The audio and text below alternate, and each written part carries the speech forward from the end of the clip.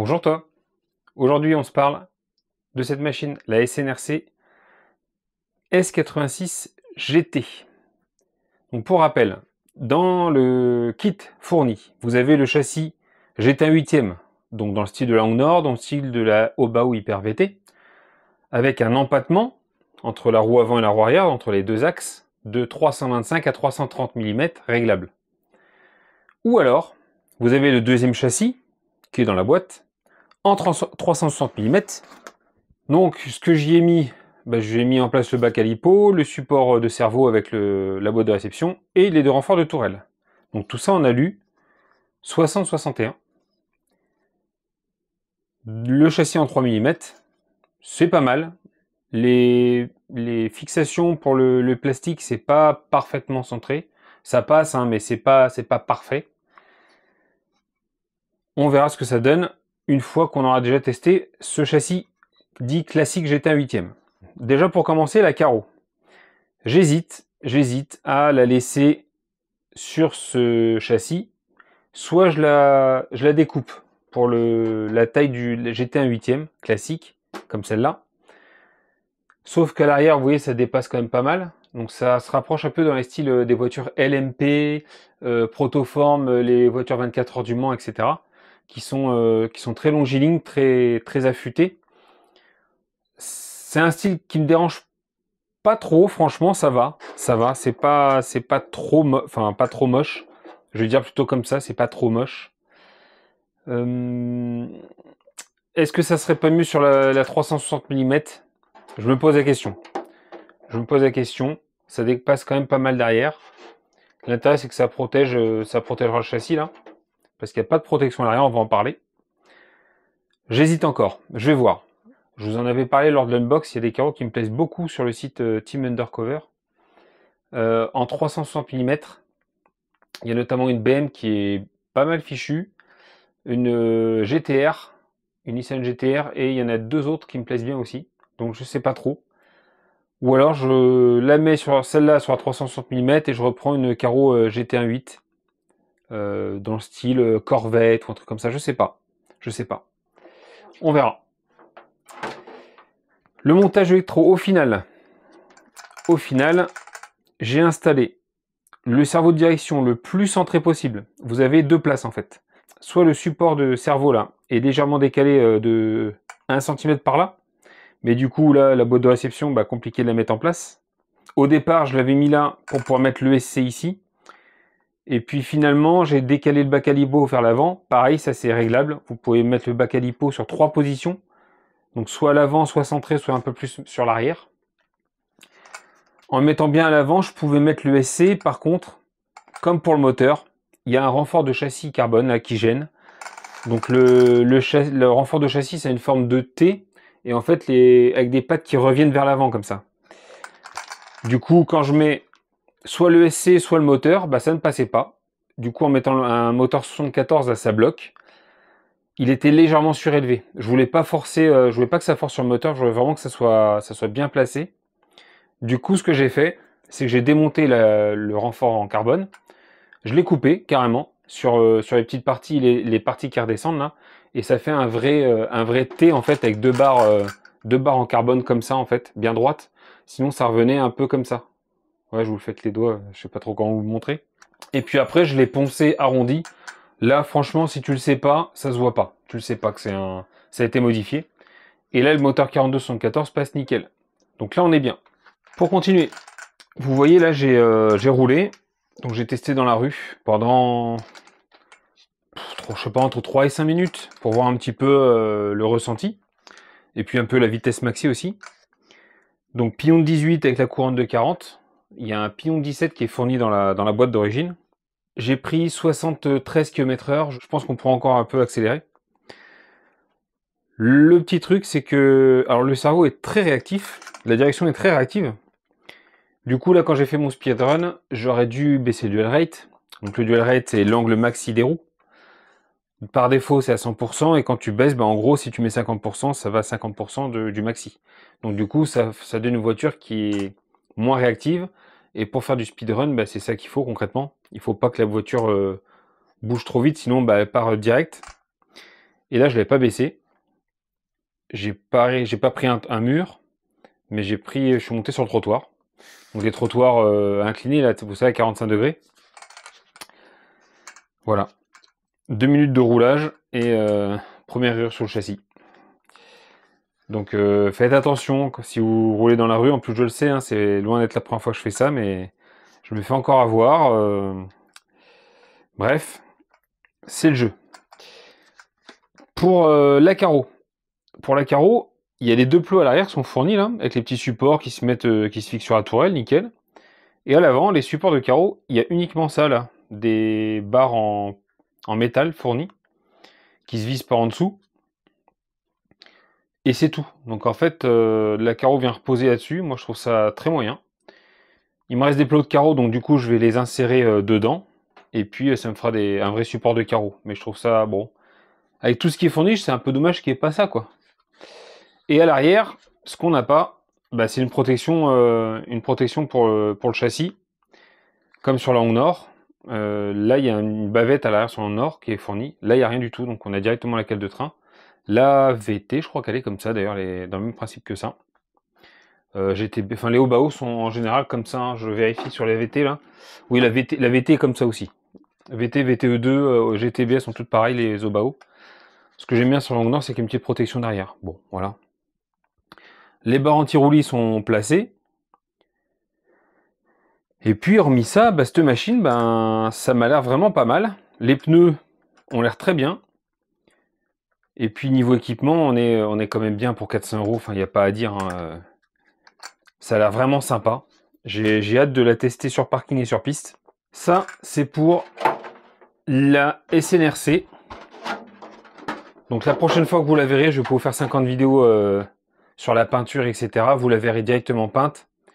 Maintenant, vous avez vu hein, les peintures, comment je fais. Je vous ai mis 3 vidéos de peinture, je crois. Il y a eu celle-ci, ouais, j'ai 3 vidéos de peinture. Je vous ai même pas filmé le petit camion dont on va parler tout de suite.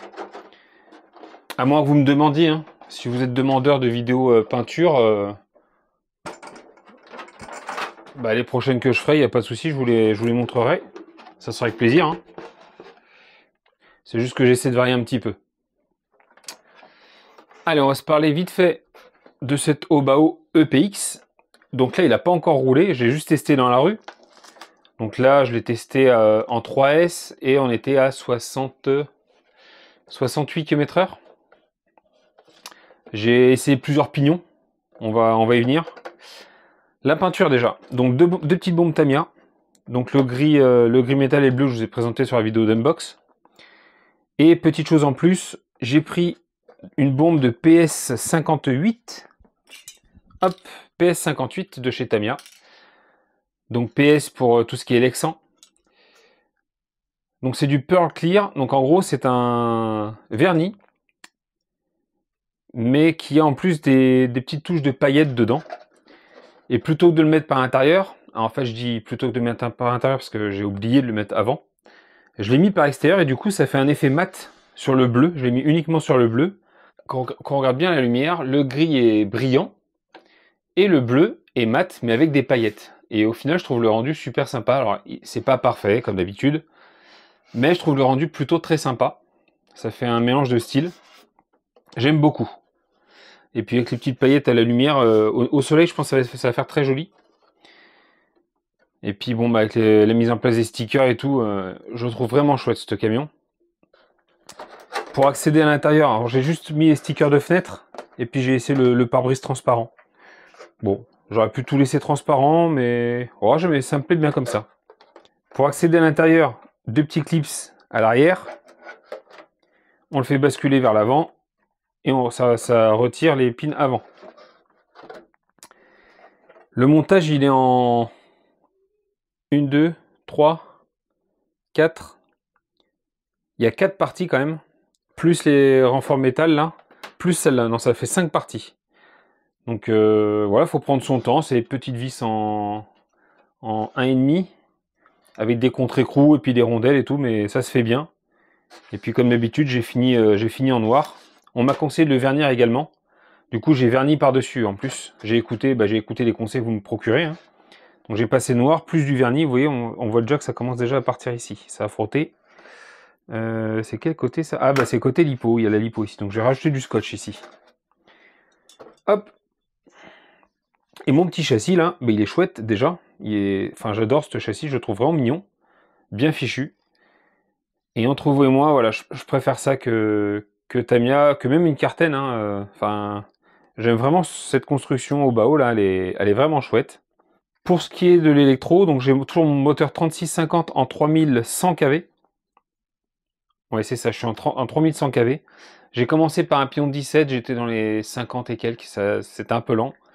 Je suis monté en 17 et là maintenant je suis en 19. Donc en 19 dents sur le pignon. Là on est bien, c'est 68 km/h. Dans mon idée, je voulais monter ce moteur-là. Ce moteur-là, en 3660, le Xteam 3200 kV, il prend 4S. Ampérage max, 94 ampères. Donc là, avec un Vario en 120 ampères, il n'y a pas de souci. Par contre, ce moteur, et ça, moi, je le découvre là, il a 4 trous de fixation là, pour placer sur les platines. Et sur cette platine-là, précisément, eh bien, ça ne passe pas. En fait, je peux l'installer. En jonglant un peu, il y a une position dans laquelle il passe. Le problème, c'est que dans la position dans laquelle il passe, ça me colle l'arbre de transmission du moteur directement près de la couronne. Il n'y a pas d'autre position. Pourquoi? Parce qu'il n'y a que 4 trous de fixation sur ce moteur. Alors, ça vaut pour ce support-là. Hein. Dans d'autres supports, ça passe, il n'y a pas de souci. Mais là, du coup, l'idéal, c'est d'avoir un moteur avec 6 trous de fixation. Du coup, j'en ai recommandé un sur AliExpress, un 3660. C'est un surpass hobby en 3000, pareil, dans les 3100 ou 3200 kV. Ou non, un peu moins, 2600 kV. Et ainsi, je pourrais le fixer dessus et je pourrais le rouler en 4S. L'idée que j'ai, c'est de prendre un petit... Allez, j'aime bien entre 80 et 90 avec. Alors c'est plus pour le délire de rouler à 90 avec ma petite 1 dixième sur piste en camion. Limité à 90 les semis, enfin là ça me fait marrer. Ouais, il n'y a pas grand chose qui me fait... Il m'en faut peu. Hein. Mais voilà, pour un petit 90 avec un camion, ça pourrait être marrant, voire un peu plus. Donc on va essayer, on va voir ce que ça donne. Ce que je redoute un peu, c'est le système de passage de la courroie là. En fait, on a deux rondelles avec des gorges pour guider, avec deux guides pour la courroie. Le problème, c'est que j'ai peur, en fait, c'est pas bien fixé, le clips de fixation est un peu loin, du coup, ça peut s'écarter. Alors j'ai peur qu'avec des grosses vitesses, que ça se barre, tout simplement. Donc je vais essayer, de toute façon, je vais voir ce que ça donne. Le support de cerveau, ça c'est pareil, je l'ai dit, ça me rassure pas forcément. Parce que je trouve que c'est pas... voilà, ça bouge, hein. On le voit. C'est pas bien fixé, c'est fixé avec deux vis. Je comprends pas ce système-là. J'aurais bien aimé avoir un support ici. Sachant qu'il y a des trous hein, pour fixer le support de cerveau, mais il n'y a rien qui vient. Donc je comprends pas. C'est bizarre de ce point de vue-là. On va se tester ça, il n'y a pas de raison que ça n'aille pas. Si ça a déjà été roulé et vendu à de nombreuses personnes, donc j'imagine que ça se passera très bien quand même. Enfin j'espère en tout cas. Donc on en est là pour l'instant. Donc le petit EPX, je vais me le tester sur parking dans quelques jours. Alors, pour la remise en place, tac. C'est l'intérêt de laisser le pare-brise transparent, comme ça on voit les clips où on les met. Et là, il est prêt à rouler. Franchement, rien qu'à voir comme ça, c'est chouette. Hein. Quand j'avais craqué sur le camion FG au Val d'Argent, au 568, quand on y est allé. Et quand j'ai vu ce petit camion au Bao là, je me suis dit, il me le faut. Il me le faut. J'avais le Tamiya TT01 avec la carreau de camion en tête. Mais quand j'ai vu ce petit Obao, je me suis dit, je préfère prendre le Obao que le Tamiya, tout simplement. Hop. Allez, pour finir, je vous touche un petit mot de celui-là. Je vais me le retester également sur parking, celui-là. Le Really Raptor ou FTX DR8 au choix. Toujours est-il que celui-là, je vais le retester. Et comme vous pouvez le voir, la carreau, elle est toujours là. Et elle est toujours pas percée. Je vous l'ai dit, je me répète, mais le fait que le châssis dépasse en dessous, j'étais à deux doigts de percer, hein, j'avais redémonté, c'est la deuxième fois que je démontais, pour le mettre en place. Et puis je l'ai regardé de côté, et quand j'ai vu le châssis en dessous, alors pour ceux qui n'ont pas vu du tout la vidéo précédente, en gros je vous montre vite fait. Mais là quand on le met comme ça, alors évidemment je fais sauter les plots, le pare-choc, etc. Mais quand on la met bien en place, en gros il y a le pare-choc, le châssis en bas qui dépasse. On le voit là. Et esthétiquement ça me dérange. Il va pas bien au-dessus, c'est pas possible qu'il aille bien au-dessus. Ça vient buter dessus. Mais j'ai trouvé une autre machine sur laquelle elle ira. Et cette machine, je la garderai, c'est sûr. Parce que je l'ai vendue il n'y a pas très longtemps. Et je l'ai regretté. Alors ceux qui me connaissent, qui suivent un peu la chaîne, ils savent direct de quelle machine je parle. Donc du coup, je vais attendre de recevoir cette machine. Et je la montrerai sur cette machine-là, avec le même système. Les élargisseurs au bas haut, en 1,5 ou 2 cm. Les grosses roues pistes là. Et puis la machine orientée pistarde pour aller s'éclater sur piste et sur parking. Et puis quand j'aurai envie de faire un peu de TT, je remettrai la carreau d'origine, les roues d'origine. Et puis je pourrais faire du tour terrain, un peu de freeride on va dire. Parce que le mot bâche, j'assimile plus ça à du saut, etc. dans mon esprit. Freeride ça me va bien. Le bâche, je dessine ça à un X-Max par exemple, voilà. Dans ma tête, hein. C'est pas la définition forcément de tout le monde, mais... Donc voilà où on en est pour cette petite journée atelier. Et la dernière, allez, petit bonus, on a reçu ça. Allez, on va finir avec ces mousses que j'ai achetées chez RC Shop 66. Oui, vous pouvez acheter des pièces MCD chez RC Shop 66, Promodéisme 67, RC Loisirs que je ne connais pas, ou alors chez RC Fox également. Et il y a un autre site, ah oui, le revendeur officiel français, c'est Pesia Racing. Mais tous ces gens, ils ont le droit de vendre du MCD. Hein. C'est pas destiné à un seul revendeur français. Ou en tout cas, si ça l'était, il ferait un procès aux gens qui revendent. Bref, on va prendre ces inserts et remplacer les vieux inserts du W5. Alors je dis les vieux inserts parce qu'ils sont imbibés d'eau et du coup ils sont foutus. On va les changer, on va les rouler, on va faire un dernier pack en tout terrain.